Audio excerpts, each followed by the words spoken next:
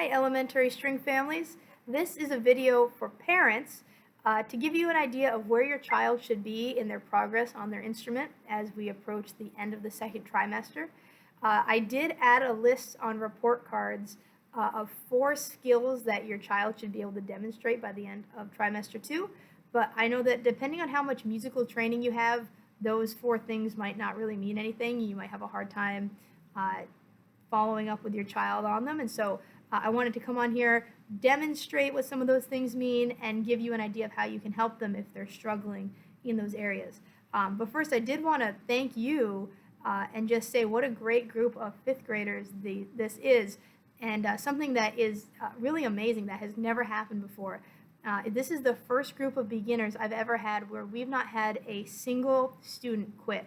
And normally by January, we start to lose quite a few kids because that's when things start to get a little bit tough, where you really need to be practicing at home or you fall behind.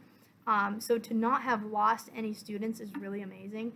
And so I just really want to thank the parents, because I know you're the ones who are encouraging them to practice, sending them in with their instruments, reminding them about their lessons, and it really is paying off. So keep up the good work for you and for the students, because it has been an awesome year so far. So to my list of 4 things, the first thing that your child should be able to demonstrate is perfect posture and a beautiful bow hold. And this goes back to the basics, to the beginning, but through the first trimester, sometimes it feels a little awkward holding your instrument. It's new. By the second trimester, you should kind of start to feel a little more comfortable with it, and you should just be able to put your instrument up and be ready to roll. Depending on what instrument you play, there's different directions on how to hold it. Every instrument lesson book on page, I think 3, let me just double check here. Yeah, on page 3 has some suggestions for how to hold your instrument, or you could also go back to the very first lesson, YouTube lesson that I posted, where I talk about some basic posture. And then the beautiful bow hold is making sure that we're not just grabbing our bow, right? This is our natural instinct, is to just grab it like this, but actually every finger has a specific spot that it should go. There is a video on my channel specifically dedicated to a beautiful bow hold, so if you want some help with that, you can go and watch that. But when you hold it like this, that's going to enable us to stay in the sweet spot. That means keeping our bow between the bridge and the fingerboard, and have nice straight bows like this.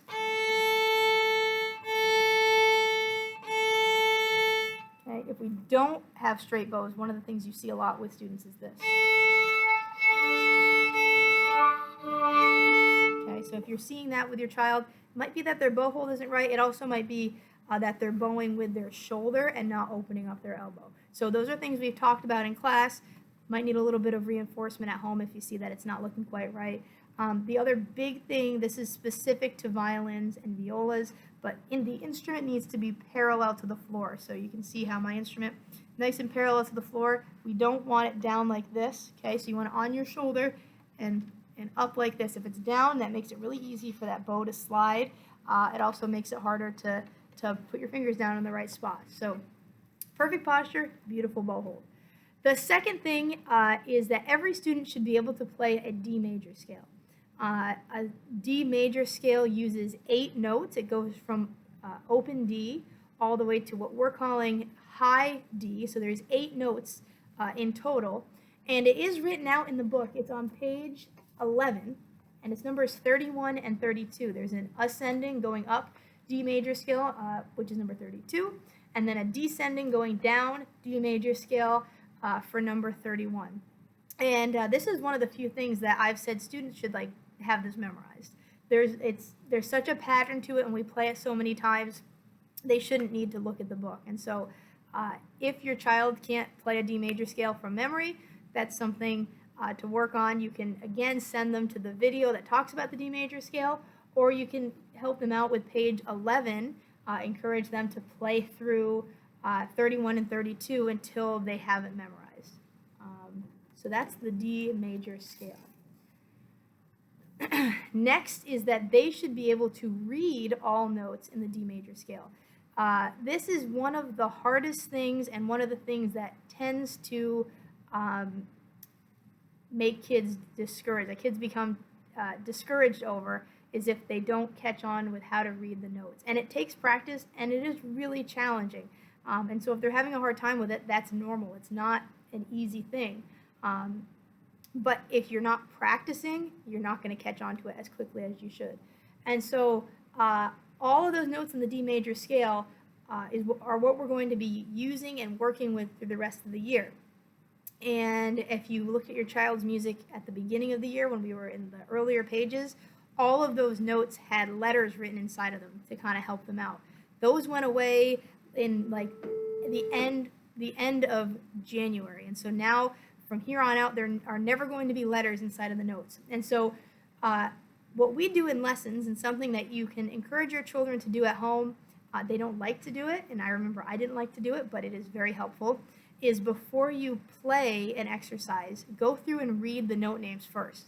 Honestly, it doesn't really make sense to play it if you can't read the notes, because how would you know where to put your fingers? So have them show you that they can read the notes first before they play it. If you do not know how to read music, the book actually has something that will help you out that you can use as kind of your answer key. So it's at the top of page 14. There's a yellow box, and it has all of the notes of the D major scale written out with blanks underneath. We went through that in class, and I went around and I made sure that every student had the right notes written underneath every single one of those. So that can be your answer key. We know that those are correct, and so you could take a picture of that, have it on your phone, and open up to a random page in the book and just ask your child to read some of the notes. There are online flashcard note reading games.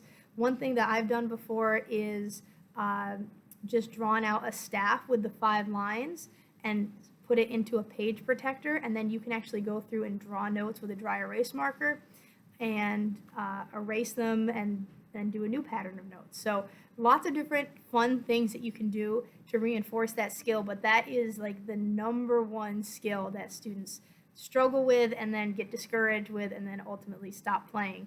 And I hate when that happens, because I know that every student is capable of doing it. It just takes some practice.